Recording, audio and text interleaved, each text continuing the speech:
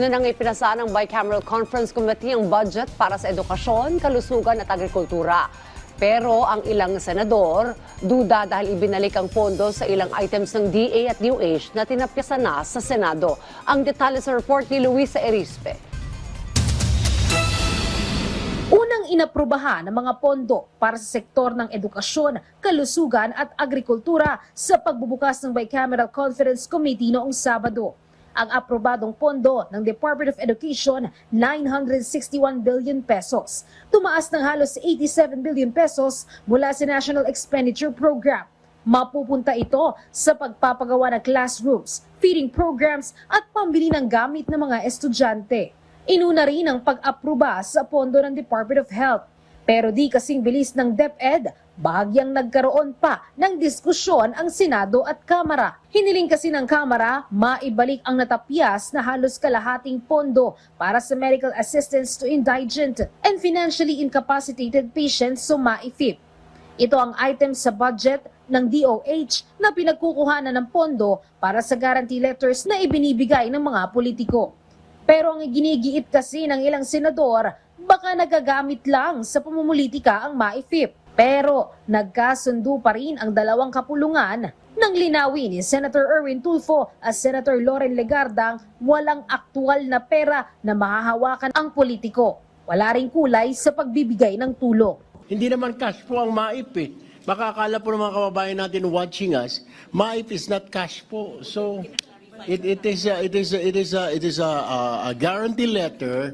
It's the DOH that pays or that foot the bill of the individual person. So walang binibigay na cash ang politiko. Hindi po ipili dapat ang politiko pag may sakit yung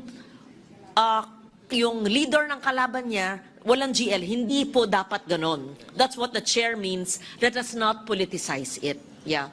Walang nameless, faceless, no political color. Kahit ang budget ng Department of Agriculture mula sa 49 billion na hiling ng Kamara, nadagdagan pa ang panukalang pondo at naging 51 billion ang para sa MAIFIP. Kahit ang budget ng Department of Agriculture na aprubahan noong Sabado, pero nagkaroon ng halos 2 oras na diskusyon ang Senado at Kamara. Ang issue naman, ang pagtapyas ng Senado sa pondo para sa farm-to-market road projects na higit kalahati. Sabi ng Kamara, i-adapt na lang ang bersyon nila ng budget para sa FMR. It is the ultimate wisdom and policy of the House of Representatives that of the 255.5 billion flood control that were stricken off, we put the 16 billion to our farm-to-market because the President said education, health, and agriculture. So there is therefore the source of the fund. Sinusubukang kumontra ng mga senador dahil bago pa lang naman raw nahahawak ang DA ng programa. Kaya lang, sa huli, napagbigyan pa rin ang hiling ng Kamara at nadagdagan ulit ang pondo para sa FMR at naging 33 billion pesos. Sina Senator Pia Cayetano, Senator Loren Legarda at Senator Erwin Tulfo may reservations daw sa aprobadong halaga. I'm a senator of the whole country. I want to see countryside development. Rest assured, that is what's in my heart. But I cannot stand to see corruption continue to happen. So my job is to continue to read, to study the records, the recommendations, and to really understand it. Because when I read DPWH statement, to be honest, I don't understand it. I don't understand what will happen to give me the assurance that I can tell the Filipino people that pumayag kami sa mga ganito dahil may assurance kaming naiintindihan ko. So kailangan ko intindihan, Mr. Chairman. I strongly feel that farm-to-market roads are needed but must not be distributed according to congressional districts but must be distributed or implemented according to the need of the area based on population, based on the land area, and others, not through politically divided districts. It's 33 billion, napakalaki pong halaga. I know, our farmers need this.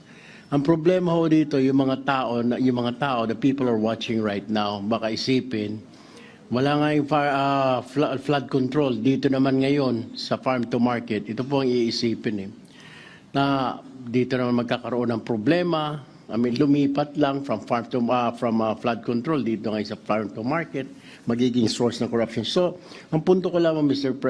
Chair, is like siguraduhin talaga natin na when we say na may mga safety measures or guards in place, na talagang kailangan ma-implement yung mga safety measures na yun.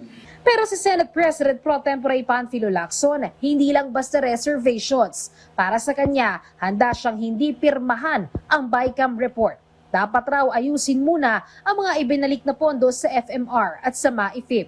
Bukod sa di siya pabor sa guarantee letters, di rin daw konkreto ang plano sa idinagdag na pondo sa FMR. Nagkaroon naman ng caucus sa mga senador hinggil dito. Nakabulin sana namin kanina nga na ano bang gagawin ang posisyon natin. So suddenly nga kanina Senator Kiko assured us na siya yung chairman ng Agri Committee at saka sharing at sila na yung ang issue kasi talaga doon yung baka matulad sa farm to market, sa flood control. Eh may mga safety guidelines naman. At saka besides sa DA ang mag-i-implement na PWH. Dinepensahan naman ng Kamara na tama lang ang desisyon ng BICAM na madagdagan ng pondo ng 2 programa. Luisa Erispe para sa Pambansang TV sa Bagong Pilipinas.